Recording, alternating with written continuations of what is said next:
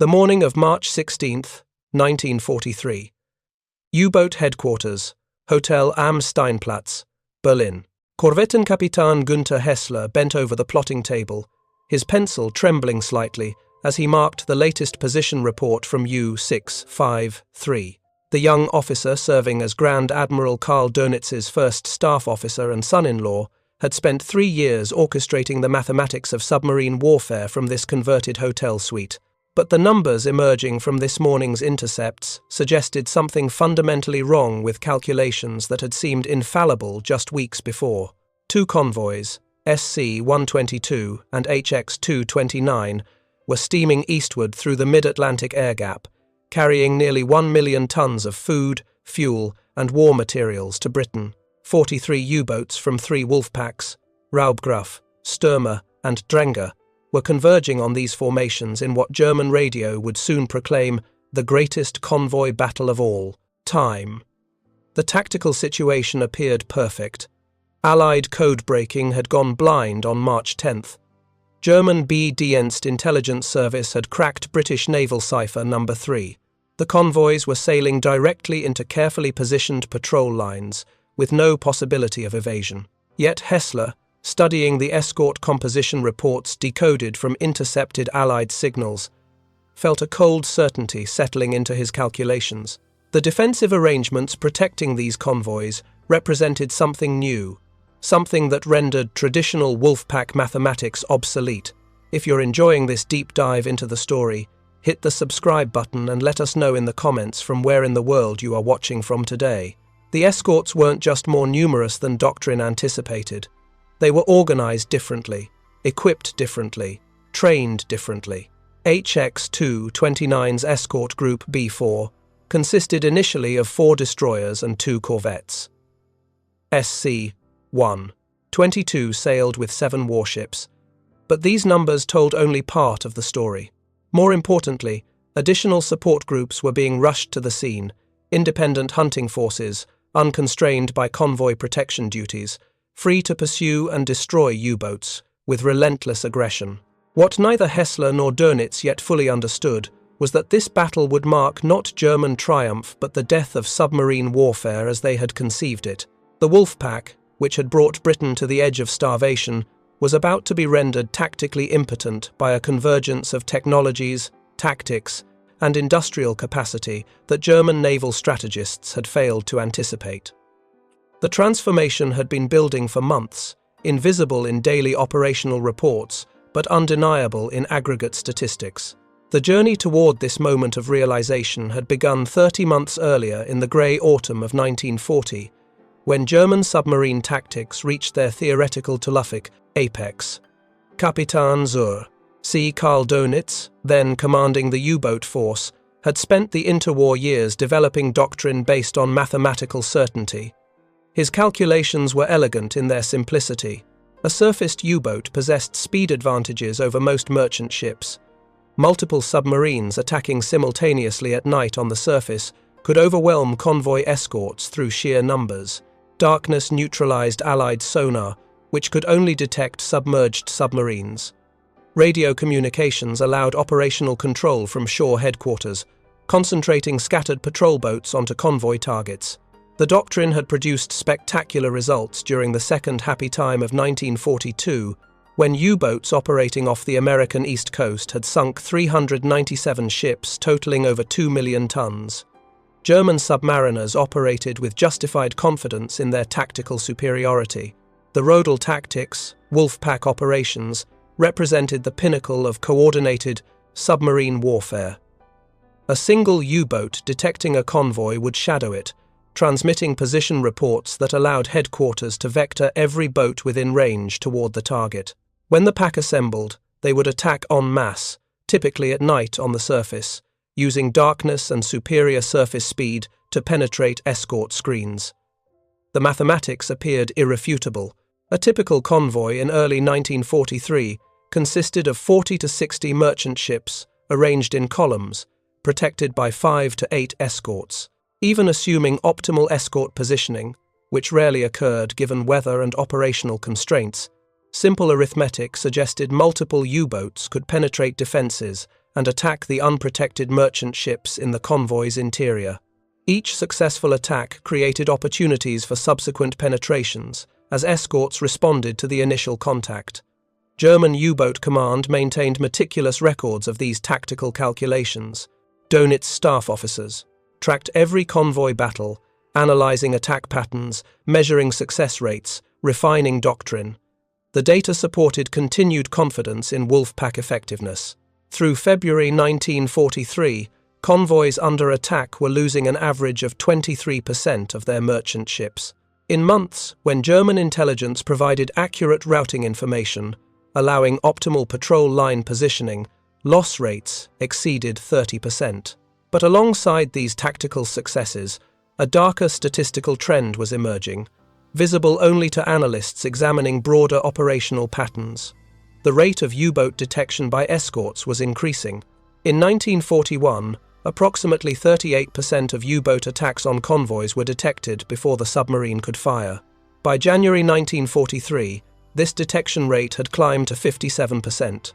More critically, the percentage of detected submarines that were subsequently destroyed or damaged had risen from 9% to 22% over the same period. These statistics reflected technologies and tactics that German naval intelligence had failed to adequately assess. British high-frequency direction-finding equipment, known as HF, DF or HFDUF, had become standard on convoy escorts by early 1943. These sets could detect U-boat radio transmissions at ranges exceeding 100 miles, providing escorts with bearing information on submarines attempting to shadow convoys or coordinate attacks. When multiple escorts equipped with HF, DF accompanied a convoy, they could triangulate submarine positions with remarkable accuracy. The psychological impact on U-boat commanders was profound. Kapitänleutnant Peter Kremer, commanding U-333, described in his war diary the disorienting experience of having escorts appear from over the horizon, racing directly toward his boat's position despite maintaining radio silence for hours. He had transmitted a brief sighting, report, then submerged immediately according to standard procedure. Yet within 30 minutes, a destroyer had appeared on the horizon, steering a precise intercept course. The British, Kremer wrote, possessed some detection technology that could locate submarines through methods German doctrine hadn't anticipated. What Kremer and most U-boat commanders didn't fully understand was that Allied escorts were now hunting them, using the U-boat's own tactical doctrine against them. Wolfpack operations required constant radio communication. Contact keepers shadowing convoys transmitted position updates every few hours. Attack groups coordinating assault timing exchanged tactical signals. Submarines reporting damage or fuel status sent status messages back to headquarters. Each transmission, regardless of encryption, provided Allied HF, DF operators with accurate bearing information. Commander Peter Gretton, commanding Escort Group B7 aboard HMS Duncan, had refined counter-Wolfpack tactics to brutal efficiency by March 1943. When HF, DF detected U-boat transmissions, Gretton would immediately detach one or two escorts to run down the bearing at maximum speed. The goal wasn't necessarily to achieve sonar contact or force an attack. Simply compelling the U-boat to dive disrupted its ability to shadow the convoy, broke the contact chain necessary for coordinating pack attacks, and imposed battery depletion that limited subsequent operational flexibility. This defensive doctrine, called Raspberry in Royal Navy tactical manuals, transformed convoy protection from passive screening to active hunting. Escorts were no longer constrained to maintaining fixed positions around the merchant formation. They could pursue contacts aggressively, confident that other escorts would cover the gaps created by their absence. The tactical mathematics of convoy defense had shifted fundamentally. Where previously 5 escorts attempting to screen 40 ships had been stretched impossibly thin, now those same 5 escorts, operating with HF, DF intelligence and Raspberry tactics, could maintain effective defensive coverage while simultaneously hunting submarines attempting to establish attack positions. German tactical doctrine had no effective counter to this development. U-boat commanders attempting to shadow convoys found themselves perpetually harassed by escorts appearing with inexplicable precision. Maintaining contact long enough to vector additional submarines to the convoy's position became increasingly difficult. The fundamental prerequisite for Wolfpack operations, persistent shadowing by contact keeper submarines, was being systematically denied through technology German boats couldn't detect and tactics German doctrine hadn't anticipated. Parallel developments in radar technology were imposing similar constraints on surface operations. British centimetric radar, operating at 10 centimetre wavelengths, had been deployed on Convoy Escorts throughout late 1942. These sets could detect surfaced U-boats at ranges exceeding 4 miles in good conditions, providing escorts with accurate targeting information for night surface attacks. More critically, centimetric radar operated at frequencies that German METOX radar detectors couldn't sense. U-boat commanders who had relied on METOX warnings to dive before aircraft or surface ships approached were now being caught on the surface with no warning. Kapitän-Leutnant Siegfried von Forstner, commanding U-402, experienced this technological shift during a February 1943 patrol. His boat had been transiting on the surface at night, standard procedure for battery charging and position advancement. METOX remained silent. The first indication of danger came when starshells suddenly illuminated the ocean around him, fired from a destroyer that had approached to within 1,200 yards undetected. Von Forstner crash-dived successfully, but the encounter shattered his confidence in German detection equipment. The British, he reported to headquarters, possessed radar that his METOX couldn't detect. U-boat command received dozens of similar reports throughout early 1943. The tactical implications were severe. If U-boats couldn't reliably detect approaching escorts, surface operations near convoys became exponentially more dangerous.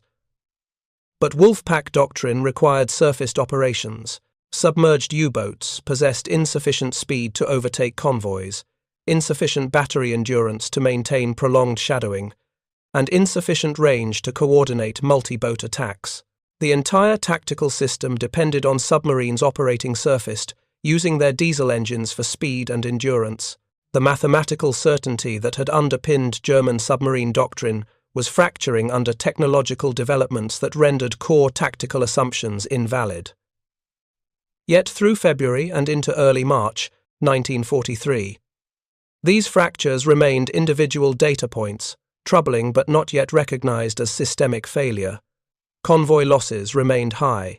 U-boat production continued to exceed operational losses. The statistical exchange rate still favored Germany. Dönitz and his staff officers maintained confidence that tactical adjustments, improved detection equipment, and increased submarine numbers would restore operational effectiveness. The battle for convoys, HX-229 and SC-122, would shatter this confidence utterly, not through a single catastrophic defeat, but through the cumulative revelation that Allied defences had evolved beyond German capacity to overcome. The 43 U-boats converging on these formations represented the largest concentration of submarine force yet assembled for a convoy battle. The tactical situation appeared optimal. Intelligence was excellent. Weather conditions favoured surface operations. The convoys were sailing through the mid-Atlantic air gap, beyond range of land-based aircraft, where U-boats had historically achieved their greatest successes. The first sighting report arrived at U-boat headquarters at 1400 hours on March 16. U-653, commanded by Kapitän-Leutnant Gerhard Feiler, had detected Convoy HX-229 approximately 600 nautical miles east of Newfoundland. Feiler transmitted standard contact keeper protocols: convoy composition, course, speed, estimated escort strength. Within minutes, Dönitz's operations staff began vectoring the nearest Wolfpack, Raubgraf, toward intercept positions. 10 additional U-boats received orders to proceed at maximum surface speed toward the contact coordinates. The tactical board in Berlin displayed what appeared to be a textbook intercept developing. HX-229, comprising 38 merchant ships in 11 columns, was steaming eastward at approximately 9 knots. Escort Group B4 was providing close protection, 4 destroyers and 2 corvettes, standard defensive strength for a fast convoy. The convoy's course would carry it directly through patrol lines established by Stürmer Group. 18 boats positioned across the mid-Atlantic air gap.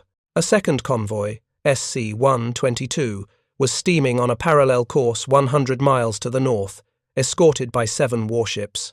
The combined formations represented nearly 1 million tons of shipping, precisely the concentrated target Wolfpack doctrine had been designed to destroy.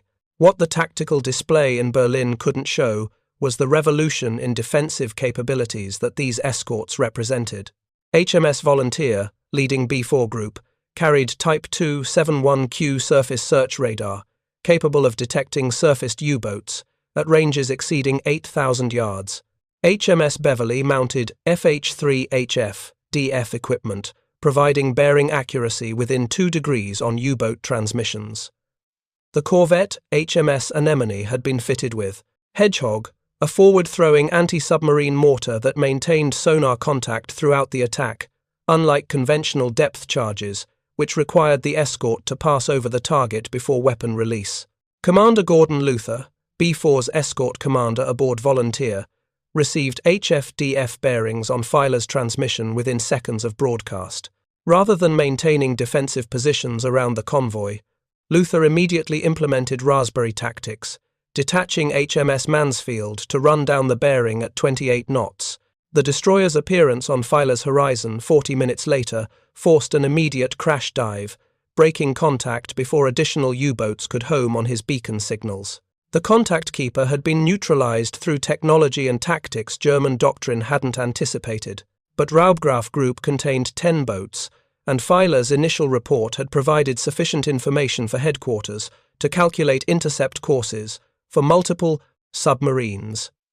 By sunset on March 16th, 3 U-boats had independently detected the convoy and were maneuvering into attack positions.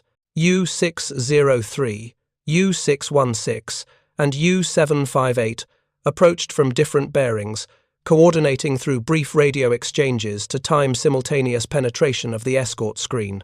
Standard Wolfpack doctrine called for surfaced night attacks, exploiting darkness to render Allied sonar ineffective and using superior surface speed to position for torpedo shots. The attacks began at 21:30 hours. U-603, commanded by Oberleutnant Hans-Joachim Bertelsmann, penetrated the starboard side of the convoy screen and fired a spread of 4 torpedoes into the merchant formation. 2 torpedoes struck home, sinking the American Liberty ship James Oglethorpe and damaging the British freighter Nariva. Bertelsmann attempted to withdraw at high speed on the surface, standard procedure after a successful attack. HMS Volunteer's radar acquired him at 6,000 yards. Starshells illuminated the surfaced submarine. Bertelsmann crash-dived successfully, but the encounter cost him 40 minutes submerged, while escorts swept the area, imposing severe battery depletion and tactical dislocation. U-616 achieved similar initial success, sinking the Liberty ship William Eustace before being forced under by corvette Anemone, responding with Hedgehog attacks that inflicted minor damage. U-758's attack was detected by HF-DF before torpedo launch, allowing HMS Beverly to intercept and drive the submarine under with depth charges before it could achieve firing position. 3 U-boats had penetrated the escort screen, achieved 2 confirmed sinkings and 1 damaged ship, but all 3 boats had been driven under, forced to expend battery reserves, and temporarily removed from the tactical situation. The engagement patterns emerging from this first night's attacks contradicted fundamental assumptions of Wolf-Pack effectiveness. In 1941 and 42, successful U-boat penetrations typically triggered defensive collapse as escorts responded to initial attacks, creating gaps through which additional submarines could penetrate. The mathematics of this tactical progression had been verified through dozens of convoy battles. Each successful attack drew escorts away from screening positions, improving penetration opportunities for subsequent attackers. But the escorts protecting HX-229 demonstrated response patterns German doctrine hadn't encountered. When U-603's torpedoes struck James Oglethorpe, HMS Volunteer maintained position at the convoy's van, rather than racing toward the stricken ship. HMS Mansfield, positioned on the convoy's starboard quarter, immediately swept toward the attack bearing, while HMS Witherington adjusted position to cover the gap created by Mansfield's movement. The screen maintained coherent geometry even while actively prosecuting contacts. No gaps appeared through which additional U-boats could exploit. This defensive coherence reflected months of intensive training under Admiral Sir Max Horton's Western Approaches Tactical Unit. Escort commanders had practiced coordinated response patterns in tactical games and exercises until reactive movements became instinctive. Each escort understood its responsibilities during various attack scenarios. Radio discipline allowed rapid coordination without compromising security. The result was defensive flexibility that maintained screen integrity while simultaneously hunting attacking submarines. Korvettenkapitän Hessler, tracking the battle's progress from Berlin through decoded situation reports and U-boat contact messages, began recognizing patterns that statistical models hadn't predicted. His calculations had anticipated that 43 U-boats attacking 2 convoys totaling 98 merchant ships would achieve sinking rates comparable to February operations, when similar force ratios had produced 23 to 30% merchant losses. The tactical mathematics appeared straightforward. More U-boats meant more simultaneous penetrations, overwhelming escort defenses through sheer numbers. Yet as the night progressed, situation reports revealed defensive effectiveness that exceeded any previous convoy battle. Multiple U-boats reported being detected and driven under before achieving attack positions.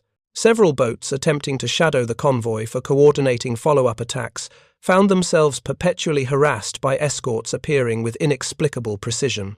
The contact chain necessary for coordinated wolf pack operations was fragmenting under defensive pressure German doctrine couldn't counter. If you find this story engaging, please take a moment to subscribe and enable notifications. It helps us continue producing in-depth content like this. The situation deteriorated further through March 17th. Stürmer Group, 18 boats positioned across the convoy's anticipated track, should have achieved devastating results when HX-229 steamed into their patrol line. Instead, HF-DF detection of position reporting transmissions allowed escorts to vector toward submarine locations before the boats could achieve tactical advantage. U-384 attempted to work ahead of the convoy for daylight submerged attack, but was detected by HMS Volunteers Type 271Q radar while still surfaced at dawn. The subsequent depth charge attack inflicted fatal damage, sending U-384 to the bottom with all 46 hands. Meanwhile, SC-122, steaming 100 miles north of HX-229, encountered elements of Stürmer Group attempting to relocate after HX-229's course change evaded the patrol line. U-338, commanded by Captain Lieutenant Manfred Kinzel, achieved contact with SC-122 on the evening of March 17th. His initial attack sank 4 merchant ships in rapid succession: Kingsbury, King Gruffydd, Alderamin, and Fort Cedar Lake. The tactical situation appeared to validate Wolfpack doctrine. A single U-boat, achieving tactical surprise, had inflicted catastrophic damage on the convoy formation. But SC-122's Escort Group B5, commanded by Commander Richard Boyle aboard HMS Havelock, implemented response patterns that prevented exploitation of this initial success.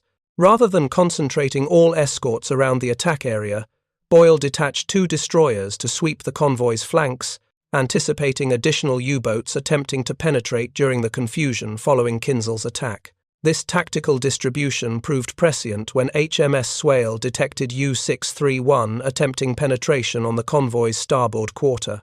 The subsequent Hedgehog attack damaged U-631 sufficiently to force withdrawal from the operational area.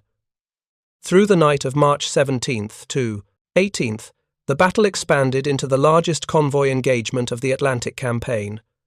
Elements from all 3 Wolfpacks, Raubgraf, Stürmer, and Dränger, were now in contact with both convoys.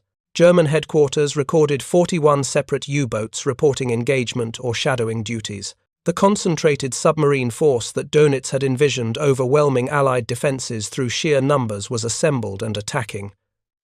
Yet the sinking rate remained far below statistical predictions. By dawn on March 18th, 13 merchant ships had been sunk from HX-229 and 8 from SC-122. 21 ships lost represented significant tactical success by historical standards. German radio broadcasts proclaimed the engagement the greatest convoy battle of all time. Yet the statistical reality visible to Hessler's analysis suggested troubling patterns. 41 U-boats attacking 98 merchant ships protected by approximately 16 escorts should have achieved sinking rates exceeding 30% based on previous operational data. The actual loss rate was barely 21%. More significantly, the resource expenditure required to achieve these sinkings had increased dramatically. U-boats were reporting battery depletion from repeated forced dives. Several boats had sustained damage, requiring withdrawal to French bases. U-384 had been sunk. Multiple submarines reported detection by radar, or HF, DF, before achieving attack positions. The tactical efficiency of Wolfpack operations, measured in merchant tonnage sunk per U-boat patrol day expended, had declined to levels that called into question the entire doctrine's viability. The engagement's conclusion phase demonstrated even more clearly how thoroughly Allied defences had evolved beyond German tactical planning. On March 18th and 19th, as both convoys approached the range limits of land-based aircraft operating from Northern Ireland and Iceland, the tactical situation transformed utterly. Very long-range Liberator bombers began providing air cover to the convoys. The aircraft carried centimetric ASV Mark III radar, capable of detecting surfaced U-boats at ranges exceeding 12 miles. They were equipped with depth charges, and their crews had been trained in coordinated air-surface tactics with convoy escorts. The appearance of continuous air cover ended any possibility of sustained Wolfpack operations. U-boats attempting to shadow the convoys on the surface were immediately detected and attacked by patrolling aircraft. Submarines forced to remain submerged lacked the speed to maintain contact with convoys steaming at 9 knots. The contact chain dissolved. By March 20th, Dönitz ordered the Wolfpacks to break off operations. The battle had ended. In Berlin, Hessler compiled the final statistical accounting. 41 U-boats had engaged 2 convoys over 4 days, 21 merchant ships totaling approximately 146,000 tons had been sunk. 1 U-boat had been lost with all hands. Several boats had sustained damage requiring extensive repairs. The exchange rate, measured in merchant tonnage sunk versus U-boat operational resources expended, was less than half of February's average. More critically, 68 merchant ships, 2/3 of the combined convoy total, had reached British ports safely and on schedule. The tactical mathematics that had underpinned German submarine warfare doctrine for 3 years no longer held. Wolfpack operations required conditions that Allied technology and tactics were systematically denying. Surface operations needed freedom from radar detection, which centimetric radar had eliminated. Coordinated attacks required radio communications for positioning updates, which HF, DF, was converting into targeting information for escorts. Penetration of escort screens required gaps in defensive coverage, which trained escort groups, operating with tactical flexibility, were no longer providing. What made this realization particularly devastating for German naval planning was the recognition that these Allied advantages would only intensify. Every intelligence report indicated increasing numbers of escorts entering service from American and British shipyards. Very long-range aircraft were being transferred from other theaters to Atlantic convoy protection duties. Escort carriers, small aircraft carriers designed specifically for convoy defense, were beginning operations that would eliminate the mid-Atlantic air gap entirely. Support groups, independent hunting formations that could reinforce convoy escorts under attack, were being formed and trained. The strategic implications were inescapable. Germany was losing the tonnage war. In March 1943, Allied shipyards had launched more merchant tonnage than U-boats had sunk. The exchange rate was inverting. Where previously German submarines could sink merchant ships faster than Allied yards could replace them, industrial capacity was now overwhelming operational effectiveness. Britain's food and fuel reserves, which had fallen to critically low levels in February, would recover as convoy losses declined. The Atlantic lifeline would remain open. More fundamentally, the battle for HX-229 and SC-122 had demonstrated that Wolfpack tactics, the doctrinal foundation of German submarine warfare, were becoming operationally obsolete. The concentrated submarine forces that doctrine required for overwhelming convoy defences were instead being detected, harassed, and attritioned by defensive systems that German tactical planning had failed to anticipate. The mathematics of submarine warfare had been rewritten by technologies and tactics that rendered traditional operational assumptions invalid. Dönitz, promoted to Commander-in-Chief of the Kriegsmarine in January 1943 while retaining direct control of U-boat operations, faced a strategic dilemma without acceptable solution. Withdrawing U-boats from the Atlantic would surrender Britain's supply line without forcing the Allies to expend resources defending it. Continuing operations under current tactical conditions would result in U-boat losses exceeding replacement rates, leading inexorably to forced destruction. Developing new technologies or tactics to counter Allied advantages would require time Germany didn't possess, and industrial resources already stretched beyond capacity. The recognition that German submarine warfare had reached strategic dead end came gradually through April and early May 1943, as subsequent convoy battles produced increasingly unfavourable exchange rates.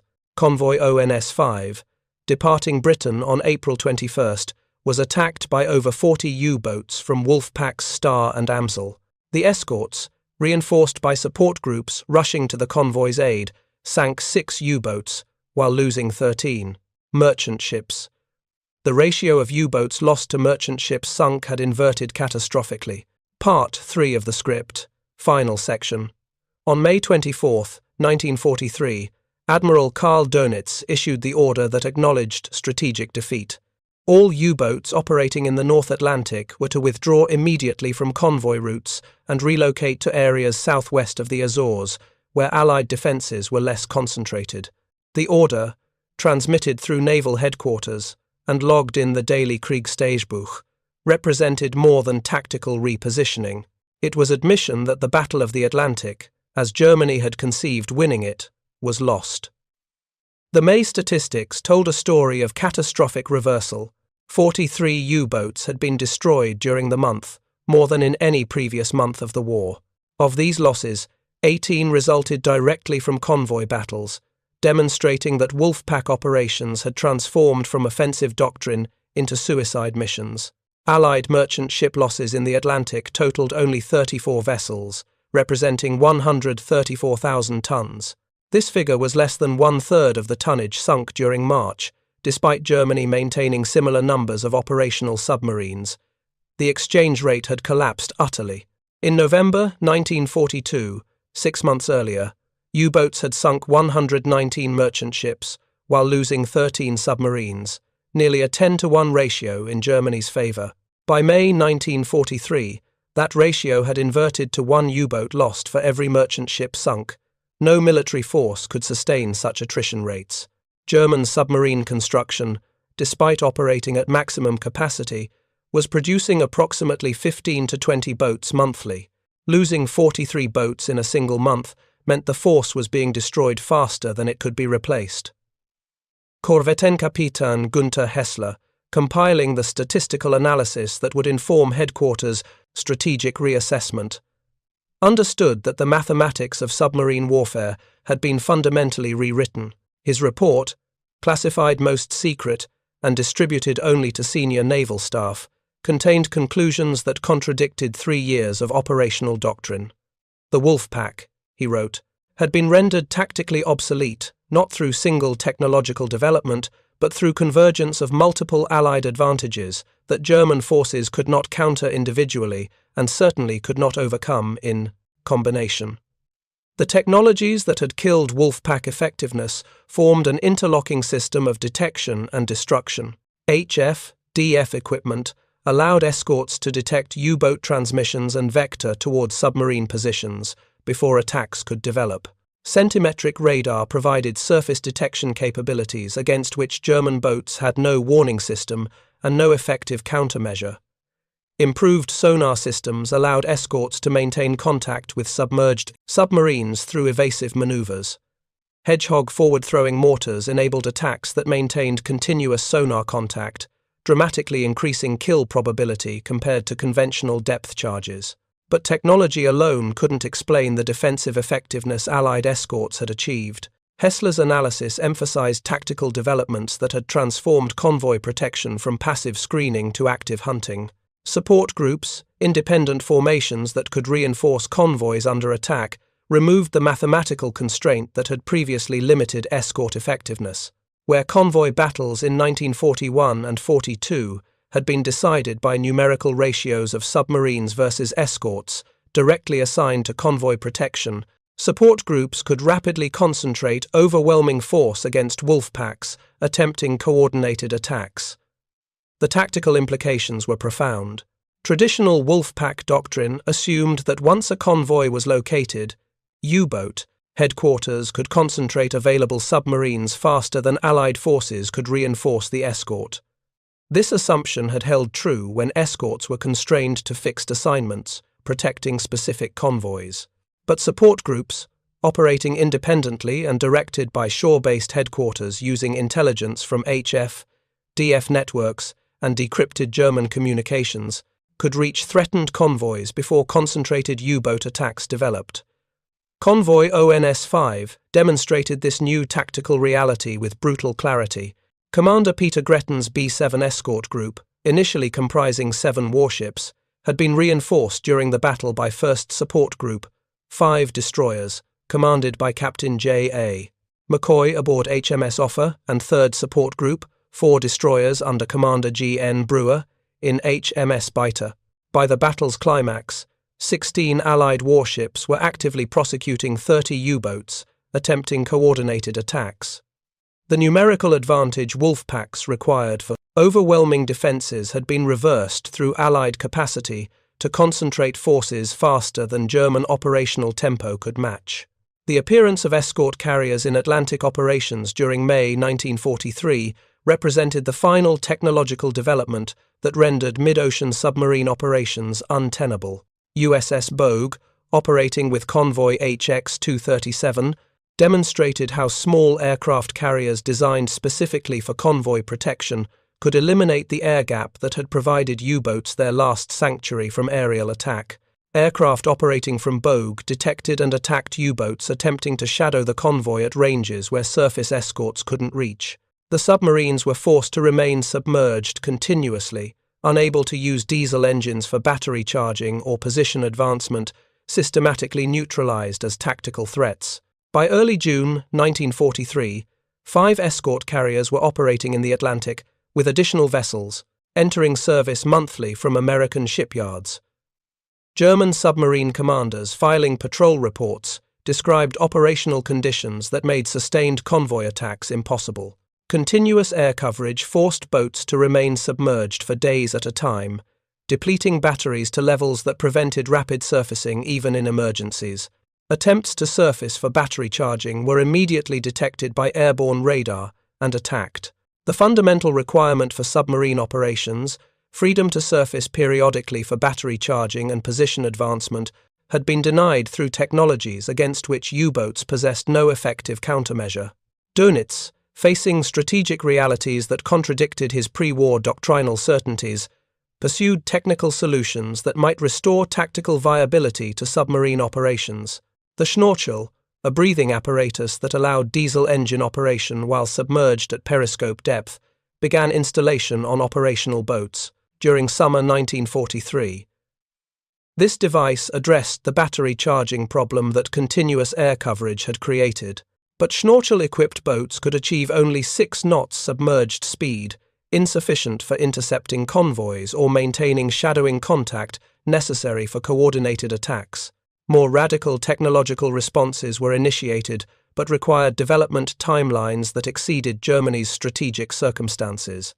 The Type 21 U-boat, designed with revolutionary battery capacity, enabling sustained high-speed submerged operations, represented genuine technological breakthrough that might have restored submarine tactical effectiveness. But production complications, material shortages, and Allied bombing of construction facilities delayed operational deployment until April 1945, weeks before German surrender, only 2 Type 21 boats completed war patrols, achieving no operational impact on the campaign's outcome.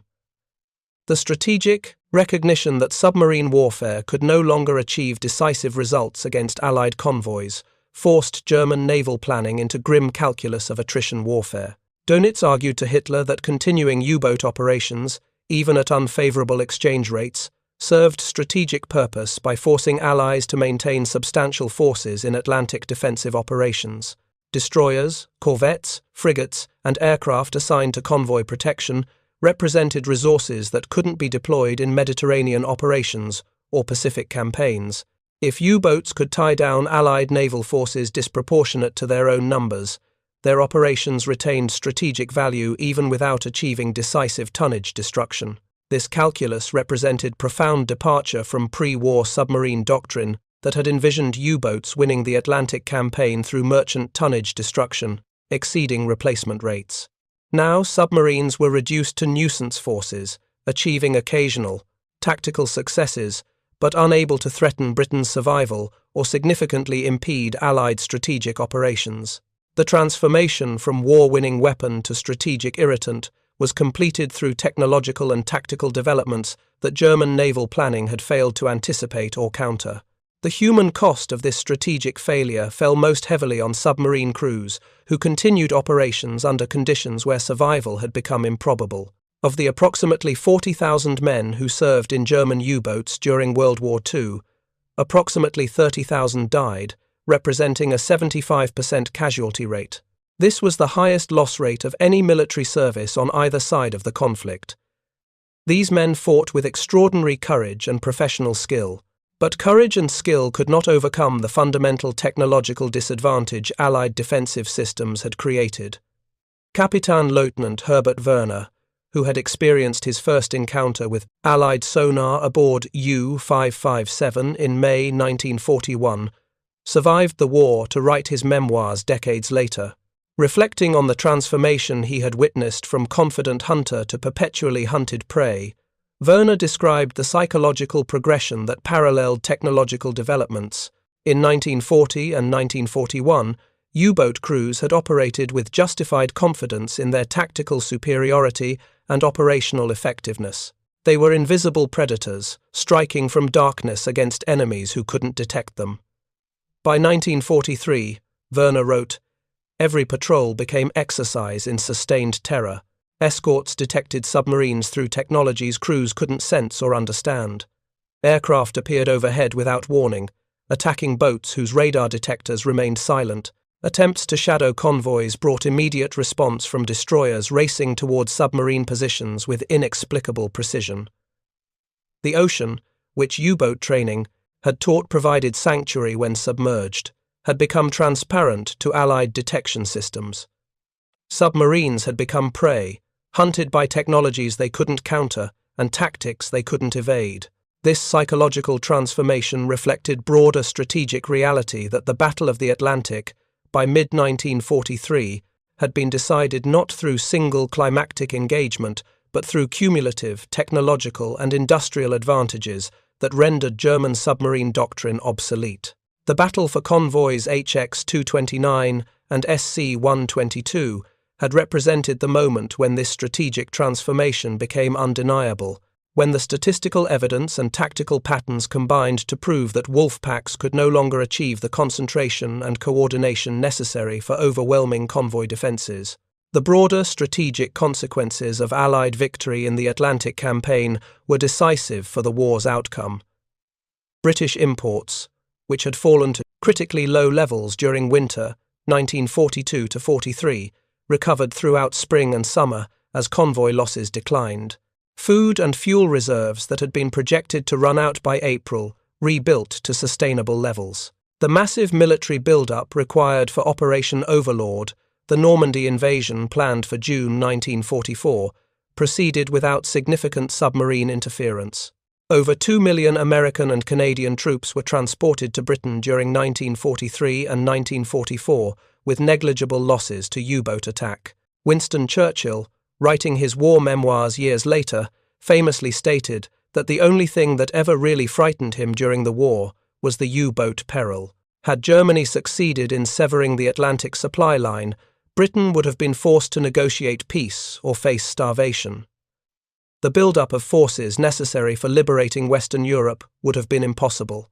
Soviet resistance on the Eastern Front would have been weakened by loss of Lend-Lease supplies shipped through Arctic convoys. The entire Allied strategic position depended on maintaining the Atlantic lifeline. That this lifeline remained open, that Britain survived and became the launching platform for Allied victory in Europe, resulted from technological innovation, industrial capacity, tactical adaptation, and operational skill that combined to defeat German submarine warfare during the crucial months of spring 1943. The transformation from crisis to victory occurred with remarkable speed. In March, German submarines appeared on the verge of severing Allied communications between America and Britain.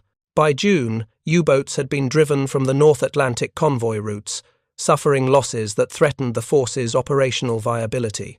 The battle for HX-229 and SC-122, proclaimed by German radio as the greatest convoy battle of all time, proved instead to be the battle that demonstrated Wolfpack tactics had been rendered obsolete by Allied defensive systems. The 43 U-boats that participated in the engagement represented the largest submarine concentration yet assembled for convoy attack.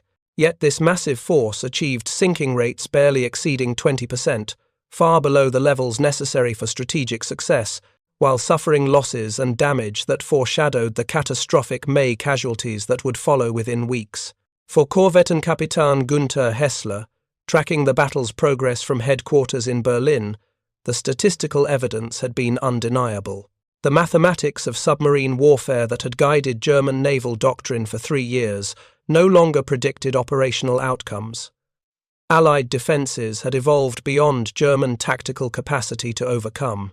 The recognition that wolfpacks had been rendered useless by technology and tactics Germany couldn't counter represented strategic defeat in the campaign that Admiral Dönitz had believed would win the war for the Third Reich.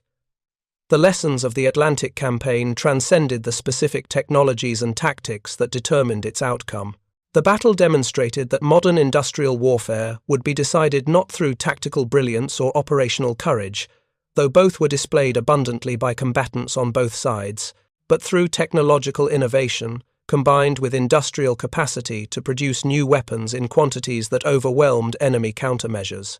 Allied victory resulted from systematic application of scientific research, rapid translation of laboratory developments into operational equipment, and industrial capacity to manufacture new technologies at scales Germany couldn't match. The cavity magnetron that powered centimetric radar, invented at Birmingham University in 1939 and mass-produced in American and British factories by thousands of units, represented precisely this intersection of scientific payset, innovation, and industrial capacity. German scientists understood the theoretical principles underlying microwave radar generation. They possessed the technical knowledge to develop similar devices. What they lacked was industrial capacity to produce such equipment in quantities necessary for widespread deployment, and the time required for development before Allied advantages became insurmountable. This pattern, technology developed and deployed at industrial scale before enemies could respond effectively, would characterize the remainder of World War II and shape Cold War strategic competition that followed. The nation that could innovate faster and produce new weapons in greater quantities would possess decisive military advantage, regardless of enemy tactical skill or operational courage. The Battle of the Atlantic demonstrated this principle with brutal clarity through statistics that chronicled German submarine forces being systematically destroyed by technologies they couldn't counter and industrial capacity they couldn't match. Thank you for watching. For more detailed historical breakdowns, check out the other videos on your screen now, and don't forget to subscribe. Early afternoon, July 10th, 1944, a narrow road outside Le Désert, Normandy, France. The commander of an M10 tank destroyer crouched low in his open-topped turret, scanning hedgerows that had turned the Norman countryside into a maze of death. His 3-inch gun pointed down the road. Behind those hedges, German Panthers waited. 45 tons of sloped armor and a 75mm gun that could penetrate his thin armor from over a mile away. The M10 weighed 29 tons. Its armor ranged from less than half an inch in places to just over 2 inches at its thickest. Against a Panther, this vehicle was outmatched in every specification that mattered on paper.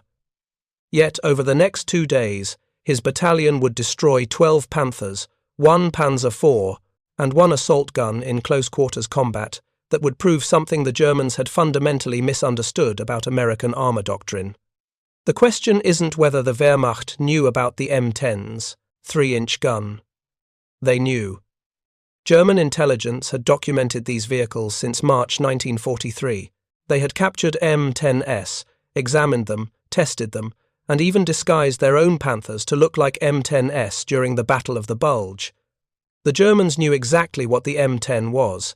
What they failed to understand was what it meant, not the technical specifications written in intelligence reports, but the operational philosophy that made this seemingly inferior vehicle a persistent threat across every theatre where American forces fought. If you're enjoying this deep dive into the story, hit the subscribe button and let us know in the comments from where in the world you are watching from today. The story of the M10 tank destroyer begins not with the vehicle itself, but with a radical reorganization of American anti-tank doctrine in the desperate months after France fell to German blitzkrieg in June 1940. American military observers had watched in horror as German feared armored spearheads punched through French defensive lines, exploited breakthroughs with terrifying speed, and reduced France to defeat in 6 weeks. The lesson seemed clear and catastrophic. Concentrated armor, properly employed, could overwhelm any defensive position built on static anti-tank guns. The United States Army had entered 1940 with an anti-tank doctrine that emphasized passive defense. Field manuals stressed mines and towed anti-tank guns positioned in fixed defensive lines. This approach had failed spectacularly against German mobile armor doctrine. If concentrated German tank formations could break through defensive lines at will, then America needed a new approach. Not more fixed guns, but mobile anti-tank reserves that could rush to breakthrough points and destroy enemy armor through aggressive maneuver and superior firepower. In November 1941, just weeks before Pearl Harbor brought America into the war, the Army established the tank destroyer force as a separate combat arm with its own doctrine, training centers, and equipment requirements. The concept was revolutionary for American military thinking. Tank destroyers would be held in reserve at corps or army level, not distributed piecemeal along defensive lines. When enemy armor attacked and created a breakthrough, tank destroyer battalions would race to the threatened sector, establish ambush positions on the flanks of the enemy advance, and destroy the attacking armor through superior gunnery and tactical positioning. This doctrine demanded specific vehicle characteristics. Speed was essential to reach threatened sectors before enemy armor could exploit breakthroughs. Firepower had to be sufficient to destroy any enemy tank at combat ranges. But armor protection was deliberately sacrificed for mobility. Tank destroyers would use speed and agility as their defense, avoiding direct frontal engagements through superior tactical positioning and rapid redeployment after firing. The unofficial motto captured the philosophy perfectly: seek, strike, destroy. General Leslie McNair, commander of Army Ground Forces and the primary architect of tank destroyer doctrine, explained the economic logic in characteristically blunt terms. It was poor economy to use a $35,000 medium tank to destroy another tank when the job could be done by a gun costing a fraction as much. This would free friendly armored forces to attack more proper targets, the opposing force as a whole, in much the same manner as seacoast defenses freed the Navy for offensive action at sea. The doctrine seemed sound in theory. In practice, it would require vehicles that didn't yet exist. Early tank destroyer efforts produced improvised solutions that satisfied no one. The M6 gun motor carriage mounted a 37mm anti-tank gun on a 3/4-ton Dodge truck. Over 5,000 were built in 1942, but the 37mm gun was already obsolete against German armor. The vehicle offered minimal protection and inadequate mobility for the aggressive maneuver doctrine required. The M3 gun motor carriage represented an improvement, mounting a 75mm gun on an M3 half-track chassis. Over 2,000 entered service between February 1942 and April 1943. But the gun had limited traverse, the vehicle lacked overhead protection, and the half-track chassis couldn't match the cross-country mobility of tracked vehicles. These interim solutions highlighted what was needed: a fully tracked vehicle with a gun in a rotating turret, sufficient speed for rapid deployment, and firepower capable of engaging any enemy armor at combat ranges.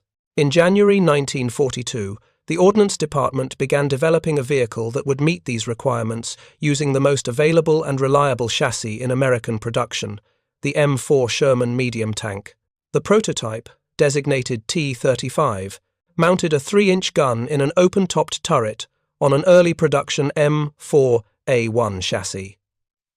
The 3-inch gun derived from anti-aircraft weapons, but had been adapted for the anti-tank role.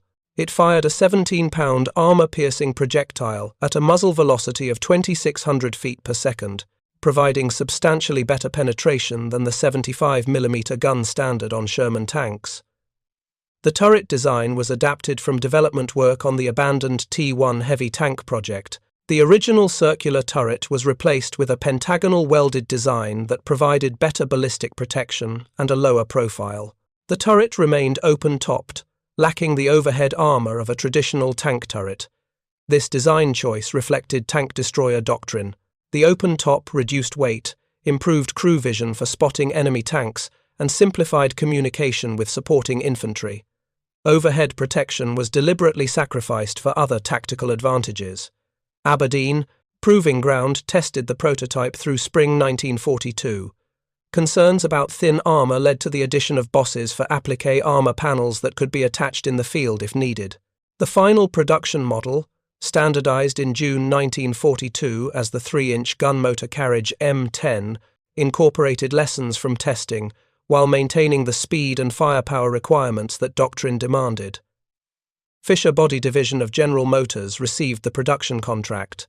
Their Grand Blanc tank arsenal in Michigan would manufacture M10S using the chassis and powertrain of the M4A2 Sherman, which featured twin General Motors diesel engines producing 375 horsepower.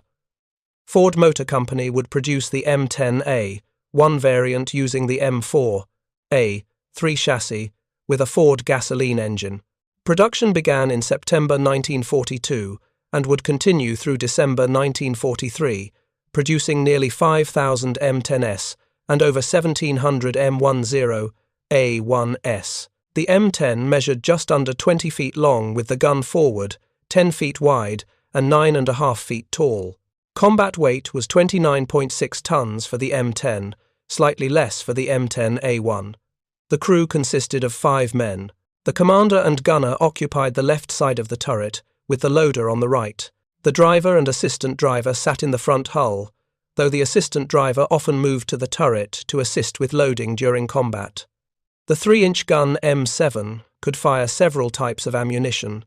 The M79 armor-piercing shot, standard issue, could penetrate 92mm of homogeneous armor, angled at 30 degrees from vertical at 1,000 yards. The M62 armor-piercing capped ballistic cap shell with high explosive tracer offered slightly less penetration, 88mm under the same conditions, but provided better performance against sloped armor and included a small explosive charge. High explosive shells provided capability against fortifications and soft targets. Smoke shells created screening effects. The vehicle carried 54 rounds of 3-inch ammunition plus 300 rounds for the 50 caliber Browning M2 heavy machine gun mounted at the rear of the turret for anti-aircraft defense. Turret traverse was entirely manual, requiring the gunner to hand crank the turret through a full 360 degrees. This proved painfully slow, requiring approximately 2 minutes for a complete rotation. German tankers would later note this limitation with professional interest, but the manual traverse had one advantage rarely mentioned in technical comparisons. It never failed due to electrical or hydraulic problems. In sustained combat, when German-powered turret systems suffered breakdowns, the M10's simple manual system kept working. The first M10 tank destroyer battalions formed in early 1943. Each battalion fielded 36 M10S, organized into 3 companies of 12. vehicles each, plus a reconnaissance company equipped with jeeps and armored cars. The battalions trained intensively in the aggressive tactics that doctrine demanded: rapid movement to threatened sectors, establishment of ambush positions using terrain and concealment, engagement of enemy armor at maximum effective range, and immediate displacement after firing to avoid counter-battery fire. Training emphasized that tank destroyers were not tanks. They would not charge enemy positions. They would not fight other tanks in direct frontal combat if it could be avoided. Their mission was to destroy enemy armor through superior positioning and gunnery, using mobility to achieve tactical advantage rather than relying on armor protection. Crews learned to think like hunters, not brawlers. The first M10S reached combat in Tunisia in March 1943 as Allied forces closed the ring around remaining Axis forces in North Africa.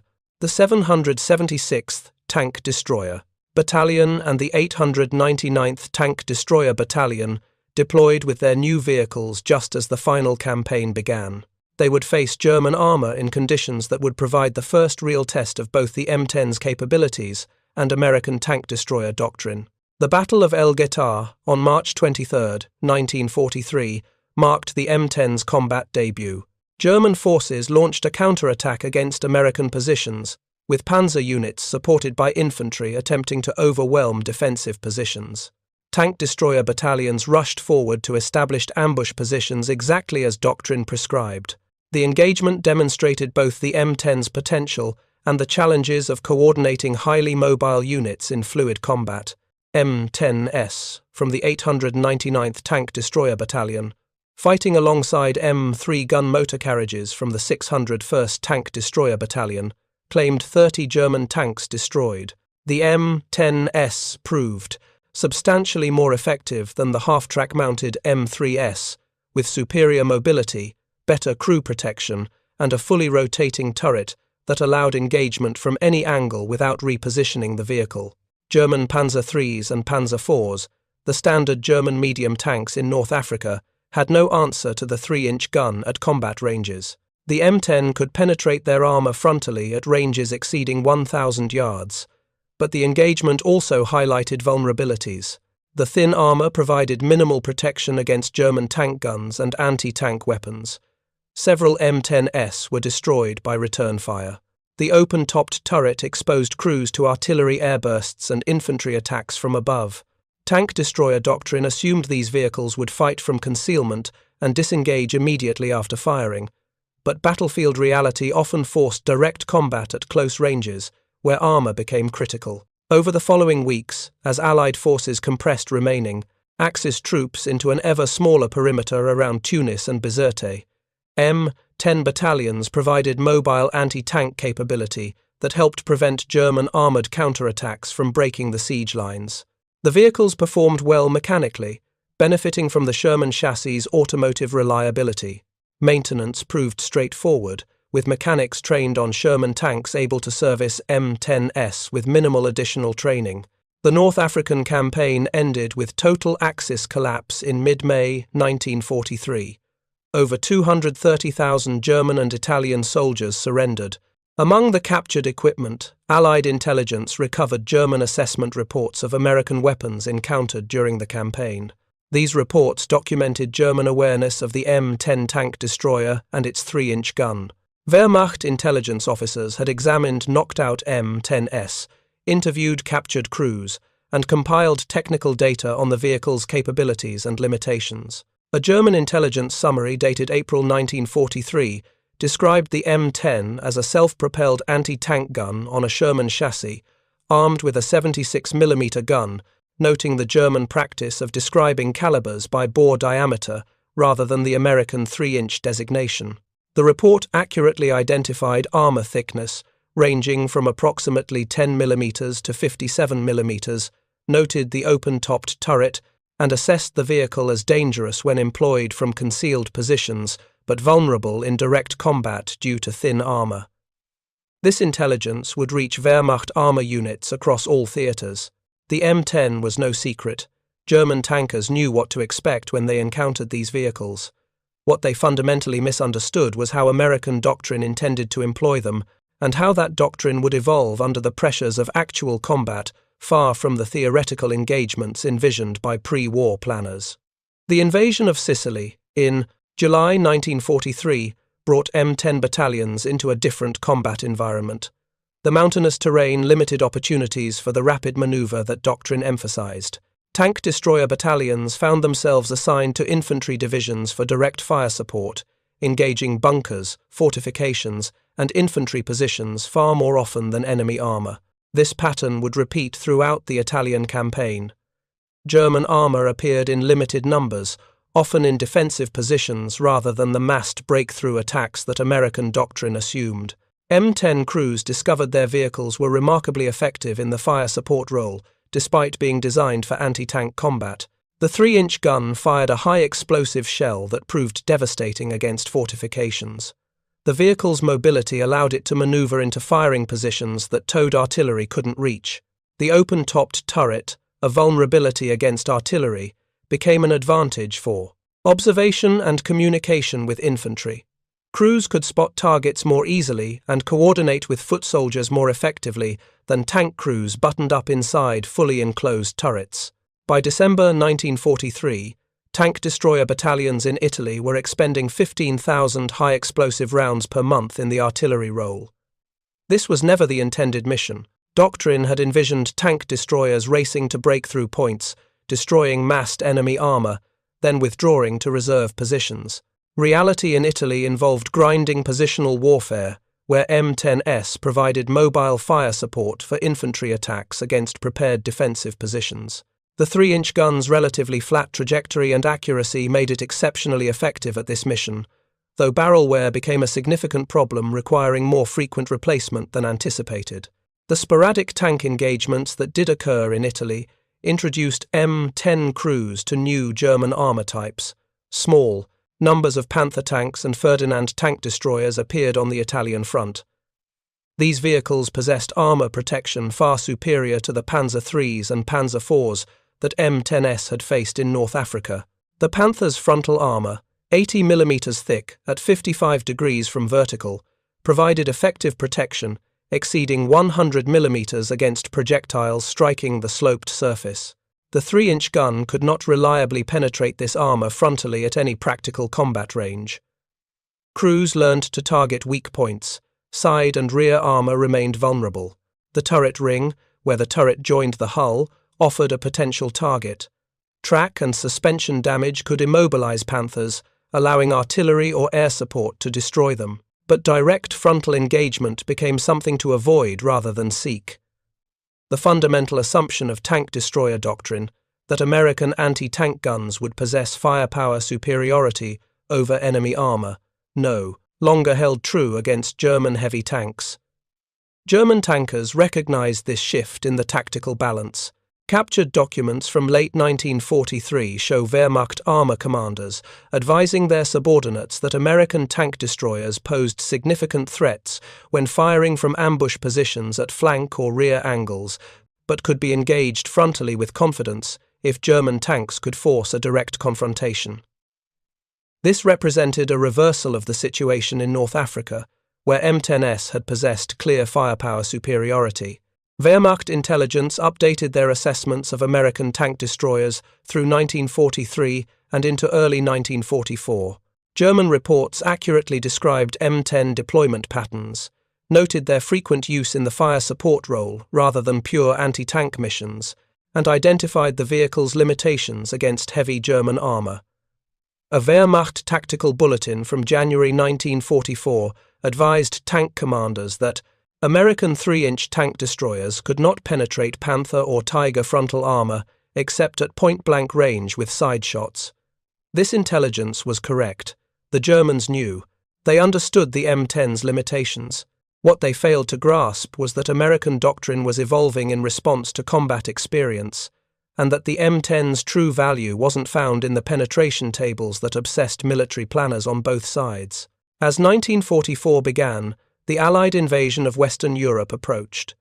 52 tank destroyer battalions would support the invasion and subsequent campaigns, many equipped with M10S, others with the newer M18 Hellcat mounting a 76mm gun on a lightweight high-speed chassis and a growing number receiving the M36 Jackson, mounting a 90mm gun specifically developed to counter heavy German armor. But M10 battalions remained the backbone of American tank destroyer forces, benefiting from proven reliability and the massive spare parts infrastructure supporting Sherman-based vehicles. Training in England emphasized new realities.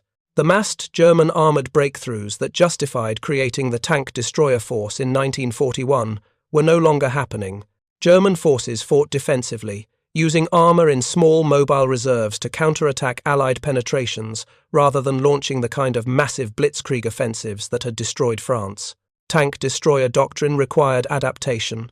Battalions would be attached semi-permanently to infantry and armored divisions rather than held in army-level reserves.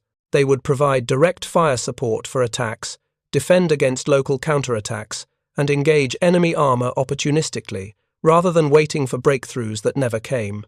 This represented a fundamental shift from the doctrine that had created the tank destroyer force.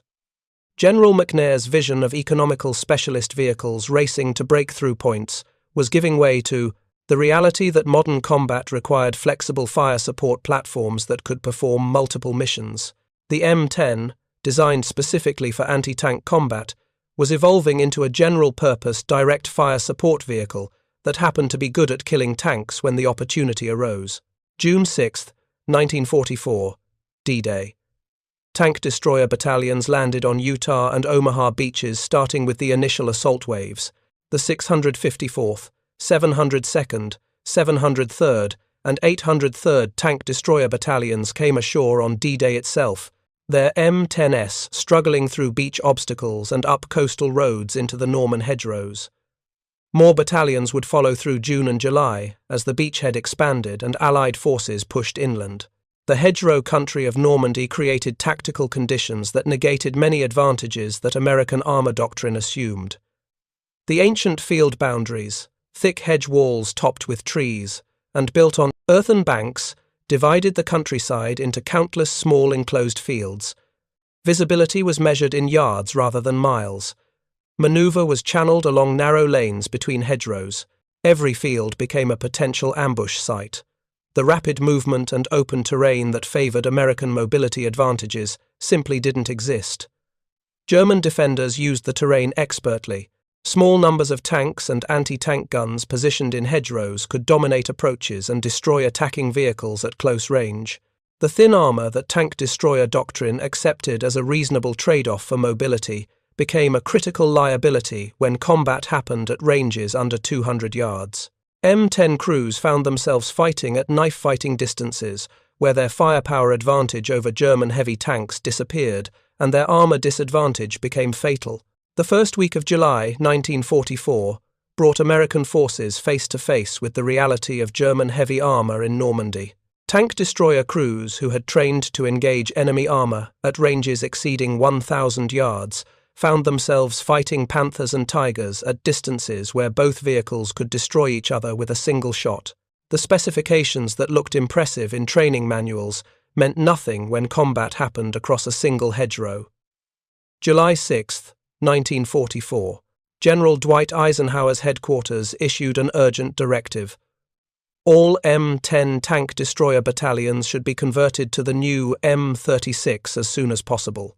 The M36 mounted a 90mm gun capable of penetrating Panther frontal armor at combat ranges. The 3-inch gun had proven inadequate against the thick armor of German heavy tanks. The directive reflected growing alarm at Supreme Headquarters about American inability to engage Panthers and Tigers on equal terms. 4 days later, that assessment would be tested in combat that would reveal something Wehrmacht intelligence reports had completely missed about American tank destroyer effectiveness. July 10, 1944. Near the village of Le Désert, southwest of Saint-Lô, the 899th Tank Destroyer Battalion held positions along the American front line, attached to the 83rd Infantry Division. Their M10s were dug into defensive positions, hull down behind hedgerows with only the turrets and guns exposed. This was not the mobile reserve role that doctrine envisioned. These were fixed defensive positions, exactly the kind of deployment that tank destroyer doctrine explicitly rejected. The Panzer Lehr Division, one of Germany's elite armored formations, launched a counterattack, attempting to drive American forces back and relieve pressure on Saint-Lô. The division included substantial numbers of Panther tanks, the same vehicles that Eisenhower's headquarters had declared the M10 inadequate to fight. Wehrmacht intelligence had assured German commanders that American 3-inch tank destroyers posed minimal threat to Panthers in frontal engagement. The attack proceeded with confidence born of technical superiority. The Panthers advanced through narrow lanes between hedgerows, exactly the channeled approaches that defensive doctrine exploited. M10 crews held fire, watching through their sights as German tanks moved closer. Doctrine taught them to engage at maximum effective range, but combat experience had taught different lessons. Against Panther frontal armor, maximum range meant no penetration. Close range meant targeting weak points, side shots, and using terrain to create flanking opportunities. The engagement began at ranges under 300 yards. M10s fired from concealed positions at Panthers, silhouetted against hedgerows. The 3-inch armor-piercing rounds couldn't penetrate Panther frontal armor reliably, but they could penetrate side armor at these ranges. Crews aimed for turret sides, hull sides, and the vulnerable junction where turret met hull. They targeted tracks and suspension to immobilize Panthers, then shifted fire to side armor as damaged tanks turned to engage their attackers. The fighting raged for 2 days. German infantry supported the armored attack, attempting to flank American positions and destroy the dug-in tank destroyers. M10 crews used their 50-caliber machine guns against infantry, fired high-explosive rounds to suppress anti-tank guns, and engaged Panthers whenever they exposed vulnerable angles. The open-topped turrets, considered a design flaw by many critics, allowed crews to spot infantry threats and communicate with supporting American infantry, who provided close protection. When the battle ended on July 12th, the 899th Tank Destroyer Battalion reported destroying 12 Panthers, 1 Panzer IV, and 1 Sturmgeschütz, 3 assault gun. Most of the fighting had taken place at ranges of less than 200 yards. Not a single engagement occurred at anything approaching the 2,000-yard ranges that pre-war planners had envisioned. The M10 had stopped an elite German armored division not through firepower superiority, but through superior tactical positioning, crew training, and the willingness to fight at ranges where both sides could kill each other. Wehrmacht after-action reports from Panzer Lehr Division expressed shock at the losses. German intelligence had assured them that American tank destroyers couldn't effectively engage Panthers. The technical assessments were correct. The 3-inch gun couldn't penetrate Panther frontal armor except at point-blank range. What intelligence reports had missed was that American crews would accept close-range engagements, use terrain to create flank shots, and employ combined arms tactics that multiplied their effectiveness beyond what technical specifications suggested. If you find this story engaging, please take a moment to subscribe and enable notifications. It helps us continue producing in-depth content like this. The success at Le Désert demonstrated something fundamental about the M10 that German intelligence had documented but never truly understood. The vehicle's value wasn't measured in penetration tables or armor thickness specifications. It was measured in operational availability, tactical flexibility, and the ability to support infantry and armored divisions across the full spectrum of combat missions they actually faced, rather than the theoretical missions doctrine had anticipated. German intelligence knew the M10's specifications perfectly. They knew its gun, its armor, its speed, and its limitations. What they never grasped was the operational system that made it effective despite apparent technical inferiority against heavy German tanks. That system included reliable automotive components inherited from the Sherman chassis, a massive spare parts supply network that kept vehicles operational, tactical doctrine that emphasized combined arms coordination rather than vehicle versus vehicle combat, and crew training that taught adaptive tactics rather than rigid adherence to theoretical engagement ranges. The contrast with German tank destroyer development revealed fundamentally different approaches to armored warfare. German tank destroyers, like the Jagdpanther and Jagdtiger, mounted powerful guns and heavy armor on sophisticated chassis. They represented the pinnacle of anti-tank weapon design. They also broke down frequently, consumed fuel at unsustainable rates, and required specialized maintenance that German logistics couldn't provide consistently across multiple combat theaters. The M10 represented American industrial warfare philosophy. Build reliable vehicles from proven components. Manufacture them in quantities that ensure availability. Design for maintenance by mechanics with basic training rather than factory specialists. Accept technical limitations in exchange for operational sustainability. This approach lacked the theoretical elegance of German superweapons, but it worked consistently across North Africa, Italy, France, and Germany, from 1943 through 1945. Wehrmacht intelligence reports from mid-1944 began noting patterns that technical assessments couldn't explain. American tank destroyer battalions maintained higher operational readiness than German armored units, despite fighting continuously. M10s appeared in every sector, seemingly in unlimited numbers. Even battalions that had been in continuous combat for weeks fielded nearly their full complement of operational vehicles. German Panther battalions, by contrast, averaged 40% operational readiness during the same period, with more tanks down for mechanical repairs than enemy action. A captured Wehrmacht tactical intelligence summary from August 1944 noted with professional frustration that American tank destroyers seemed to be everywhere, always operational and employed in roles far beyond their designed anti-tank mission. The report observed that these vehicles provided artillery support, engaged fortifications, destroyed infantry positions, and fought tanks opportunistically rather than exclusively. German commanders had no equivalent.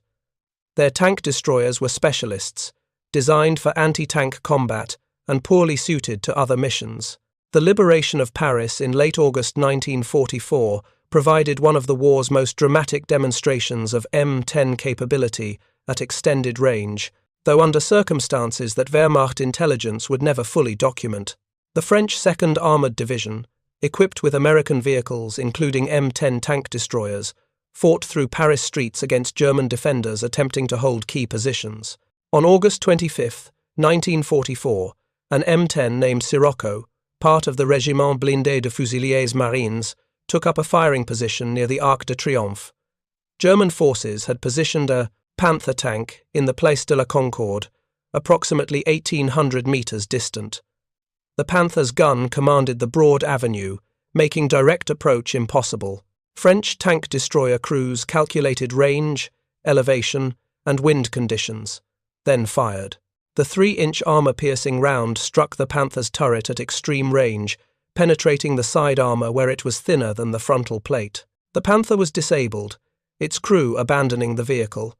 This engagement represented exceptional gunnery at a range where the 3-inch gun retained sufficient velocity to penetrate Panther side armor. It was also exceptional in being one of the few documented long-range M10 kills of a heavy German tank. The vast majority of M10 tank kills occurred at ranges under 500 yards, with most under 300 yards. Wehrmacht intelligence never received detailed reports of the Paris engagement. German forces in the city surrendered or withdrew in chaos, leaving no systematic after-action documentation. But the engagement illustrated something that German assessments consistently missed. The M10's 3-inch gun was adequate for anti-tank combat when crews used it within realistic tactical parameters rather than the theoretical maximums that specifications promised. The fall of 1944 brought the M36 tank destroyer into widespread service. Its 90mm gun could penetrate Panther frontal armor at ranges exceeding 1,000 yards, finally providing American forces with a vehicle that matched German heavy tanks in firepower. Many M10 battalions converted to M36s through the autumn, but a significant number of battalions retained their M10s by crew preference, particularly in Italy, where the mountainous terrain favored the M10's superior automotive reliability over the M36's greater firepower. Tank destroyer battalion commanders submitted reports explaining their preference for the M10 despite its firepower limitations. The M36, built on the same basic chassis, was heavier due to its larger turret and gun. This reduced mobility in difficult terrain. The 90mm gun's greater recoil required a more robust mounting system that was prone to mechanical problems. Most critically, M36 spare parts were scarce, while M10 parts were abundant. A more powerful gun meant nothing if the vehicle was deadlined waiting for parts. These pragmatic considerations reflected lessons learned through 2 years of combat. Firepower meant nothing without mobility to reach firing positions. Armor protection meant nothing without mechanical reliability to stay in the fight. The best tank destroyer was the one that was operational when needed, not the one with the most impressive specifications. Wehrmacht intelligence documented American preference for operational availability over technical performance, but never fully incorporated this understanding into German vehicle development. The Battle of the Bulge in December 1944 demonstrated both M10 capabilities and German knowledge of the vehicle in ways that would have seemed impossible just months earlier. Operation Greif, a German infiltration operation, involved disguising Panther tanks as American M10s to sow confusion behind American lines. This required detailed knowledge of M10 external appearance, dimensions, and operational characteristics. German engineers fabricated sheet metal panels to modify Panther hulls and turrets to approximate M10 silhouettes. The disguised Panthers bore American markings and were to be manned by English-speaking German soldiers in American uniforms. The operation achieved limited success before Allied forces identified and destroyed the disguised vehicles, but the attempt revealed how thoroughly Wehrmacht intelligence had studied American tank destroyers. They knew everything about the M10 except the operational system that made it effective. During the Bulge fighting, M10 battalions performed exactly as their training and experience had taught them. They engaged German armor from prepared positions, used terrain to create flanking opportunities, coordinated with infantry and artillery for combined arms effects, and maintained operational tempo through superior logistics and mechanical reliability. German armor, struggling with fuel shortages and mechanical breakdowns, couldn't match American operational sustainability regardless of individual vehicle superiority. The 823rd Tank Destroyer Battalion held defensive positions near Malmedy when German forces attempted to secure bridges over the Warsche River. M10s engaged German armor at close ranges in confused fighting among villages and forests. The vehicles performed well mechanically despite bitter cold that caused numerous mechanical failures in German tanks. American logistics delivered fuel, ammunition, and spare parts consistently. German logistics, strained by fuel shortages and Allied air attacks, couldn't sustain their offensive. Superior German tank specifications couldn't overcome inferior operational sustainability. Through January and February 1945, as Allied forces recovered from the Bulge offensive and prepared to cross the Rhine, M10 battalions continued supporting infantry and armoured divisions. Their mission had evolved far beyond the anti-tank role that justified their creation. They were direct-fire support platforms that provided division commanders with mobile firepower for any mission requiring precision engagement.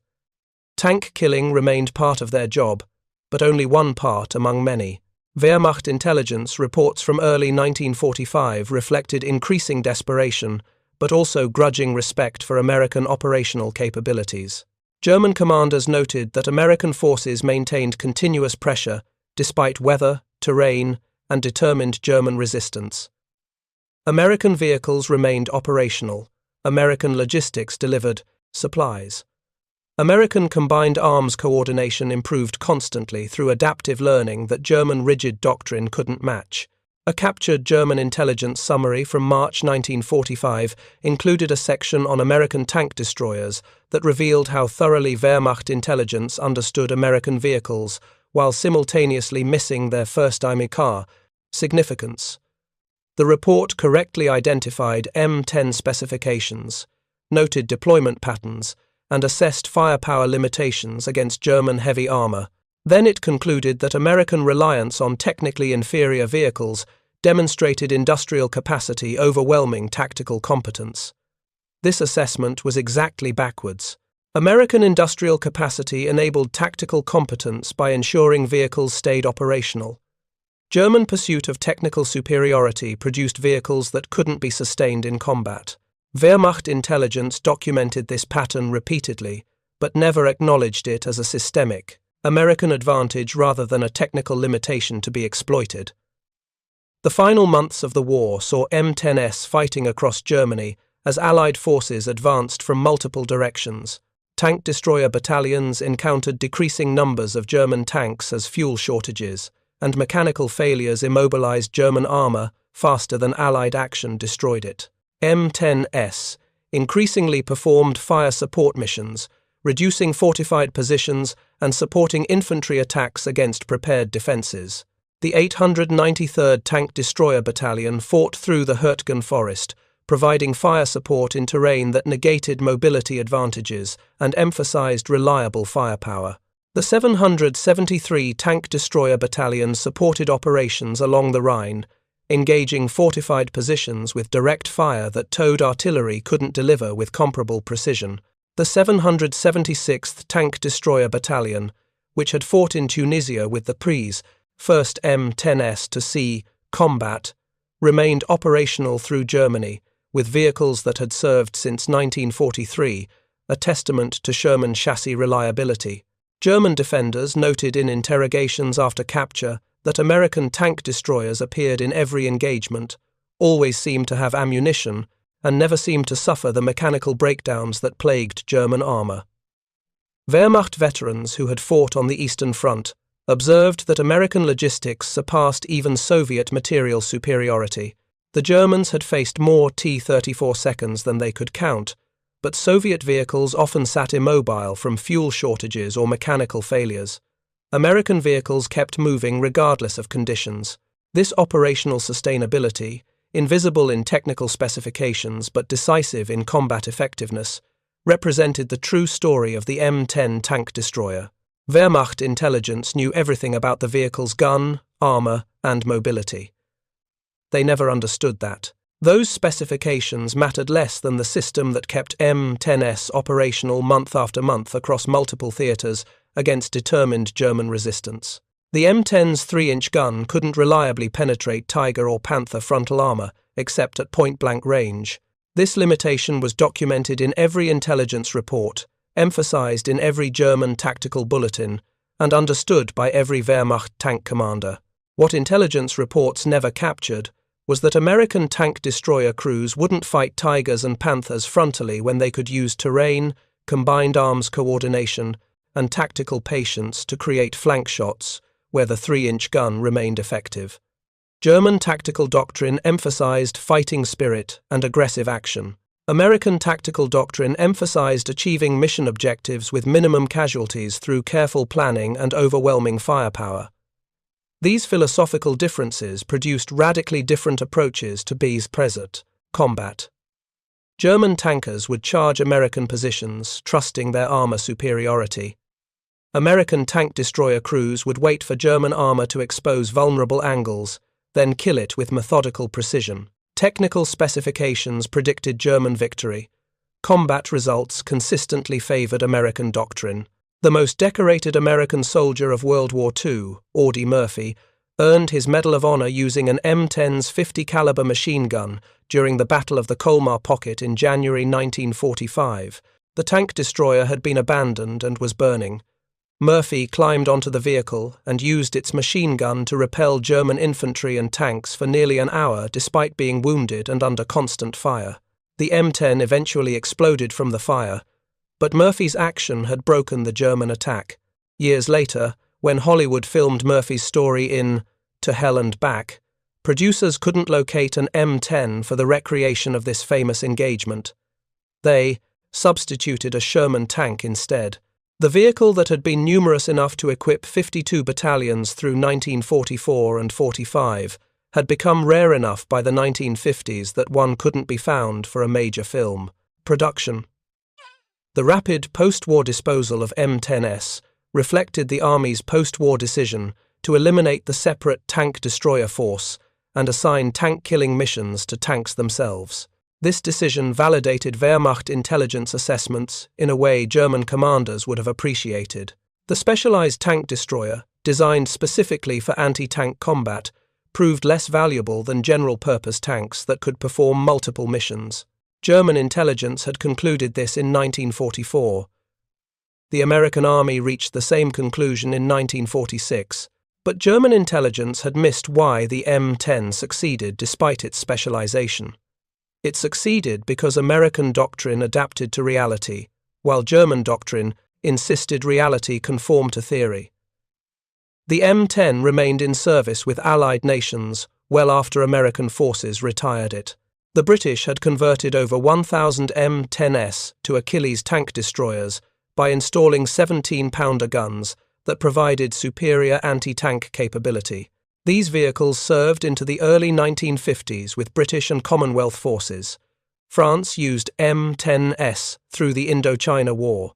Israel purchased M10s from European scrapyards and refurbished them for service in the 1948 Arab-Israeli War, later converting some to carry French 75mm guns and captured British 17-pounders.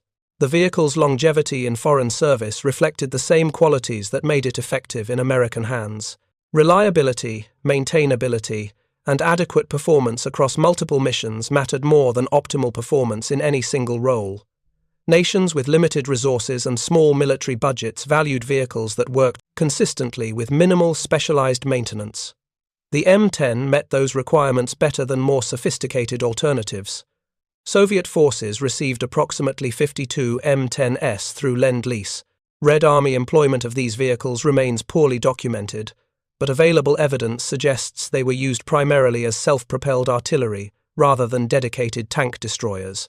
Soviet anti-tank doctrine differed fundamentally from American approaches, emphasizing towed guns and infantry anti-tank weapons over self-propelled vehicles. The M10s appear to have been valued more for their mobility and indirect fire capability than their anti-tank potential. This Soviet employment pattern, like French use in infantry support roles and American evolution toward general fire support missions, reinforced a central truth about the M10. The vehicle succeeded because it could adapt to mission requirements rather than forcing missions to conform to vehicle limitations. German tank destroyers like the Jagd Panther were magnificent anti-tank weapons that performed poorly in any other role. The M10 was an adequate anti-tank weapon that performed acceptably in every role commanders assigned. Wehrmacht intelligence compiled comprehensive assessments of captured American equipment after the war ended. German engineers examined M10s in detail, measuring every component, testing automotive systems, and analyzing design philosophy. Their reports acknowledged American automotive engineering excellence, while maintaining that German vehicles possessed superior combat performance. This assessment was technically correct and operationally meaningless. The German reports noted that M10 transmissions used helical cut gears rather than straight cut gears, providing smoother operation and longer service life at the cost of some efficiency. American engines were less powerful per liter of displacement than German designs, but achieved greater reliability through conservative engineering. American automotive components incorporated larger safety margins than German precision engineering considered necessary. These design choices produced vehicles that worked consistently rather than vehicles that achieved maximum theoretical performance. German engineers recognized these patterns because they had seen them in captured Sherman tanks. The M10, built on the Sherman chassis, simply reinforced lessons already documented. American vehicles prioritized reliability over performance, sustainability over sophistication, and ease of maintenance over technical elegance. German engineers understood these design philosophies. They never acknowledged them as superior to German approaches, because doing so would have required admitting that German vehicle development had failed at the most fundamental level. The post-war American Army analyzed tank destroyer effectiveness through extensive statistical studies and operational research. The analysis concluded that tank destroyer battalions had destroyed substantial numbers of enemy tanks, but rarely in the circumstances that pre-war doctrine envisioned. Massed German armoured breakthroughs requiring rapid deployment of anti-tank reserves almost never occurred. Instead, tank destroyers fought as semi-permanently attached divisional assets, providing fire support across the full range of combat missions. The analysis recommended disbanding the separate tank destroyer force and assigning tank-killing missions to tank battalions equipped with vehicles possessing firepower adequate to engage any enemy armour. This recommendation was implemented in 1946. The M10 was retired from American service, with remaining vehicles either scrapped, sold to allies, or placed in storage for potential future emergencies. The specialized tank destroyer concept died with the tank destroyer force's dissolution. But the lessons learned through M10 employment influenced American armored vehicle development for decades. The importance of reliability and maintainability became explicit design requirements for all subsequent vehicles. The value of operational sustainability over maximum performance became doctrine. The recognition that vehicles must adapt to actual mission requirements rather than theoretical ideal missions shaped requirements for the M48 Patton tank, the M60 main battle tank, and ultimately the M1 Abrams. Modern American armor doctrine traces directly to lessons learned in World War II, including those learned through M10 combat employment. Contemporary main battle tanks emphasize operational range, mechanical reliability, and multi-mission capability. The M1 Abrams can engage enemy armor, support infantry, reduce fortifications, and provide mobile firepower across the full spectrum of ground combat operations. It was designed from the beginning for maintainability by soldiers with basic training rather than factory specialists. These design priorities reflect institutional memory of what worked in World War II and what didn't. The M10 tank destroyer tells a story that Wehrmacht intelligence documented but never understood. Technical specifications matter far less than the operational system that employs those specifications. Superior individual vehicle performance means nothing without the logistics to sustain operations, the maintenance capability to keep vehicles functional, and the tactical doctrine to employ vehicles within realistic operational parameters rather than theoretical maximums. German intelligence knew the M10's 3-inch gun couldn't reliably penetrate Tiger or Panther frontal armor at extended ranges. They documented this limitation in reports distributed throughout Wehrmacht armor units. They assured German tank commanders that American tank destroyers posed minimal threat in direct frontal engagement. This assessment was technically correct. Combat results consistently contradicted it because technical correctness proved tactically irrelevant. American tank destroyer crews didn't fight German heavy tanks frontally when they could avoid it. They used terrain to create flank shots. They coordinated with infantry to protect their thin armor.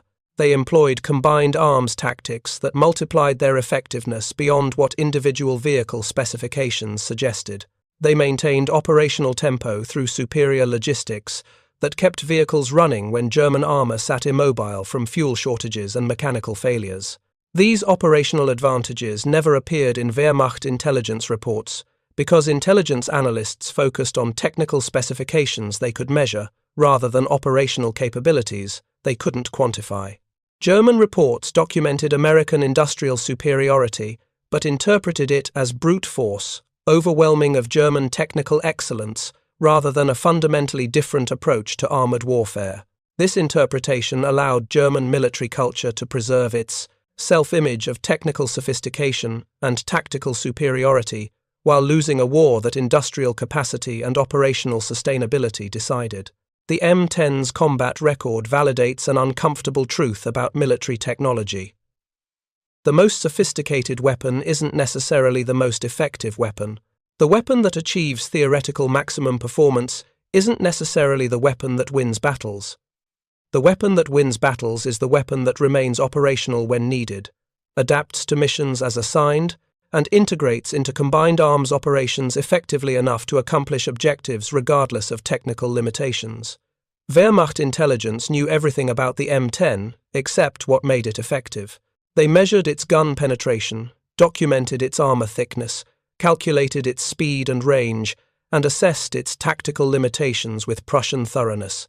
They never measured the logistics network that kept M10s operational. They never calculated the maintenance hours required compared to German equivalents. They never assessed the tactical flexibility that allowed M10s to perform missions far beyond their designed purpose. These factors won battles, while German intelligence focused on technical specifications that predicted battles German forces consistently lost. The greatest irony of German intelligence assessments of the M10 wasn't what they got wrong about the vehicle's technical specifications. They got those exactly right. The irony was that knowing everything about the vehicle told them nothing about why it succeeded. The M10 wasn't a better tank destroyer than German equivalents by any technical measure. It was a better system component than German equivalents by every operational measure that mattered in sustained combat. An M10 tank destroyer stands today at Fort Moore, Georgia, preserved as part of the United States Army Armor and Cavalry Collection.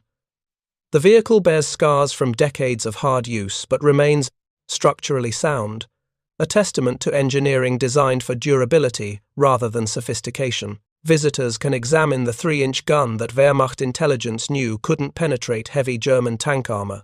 They can observe the thin armor that German tactical bulletins identified as the vehicle's critical vulnerability.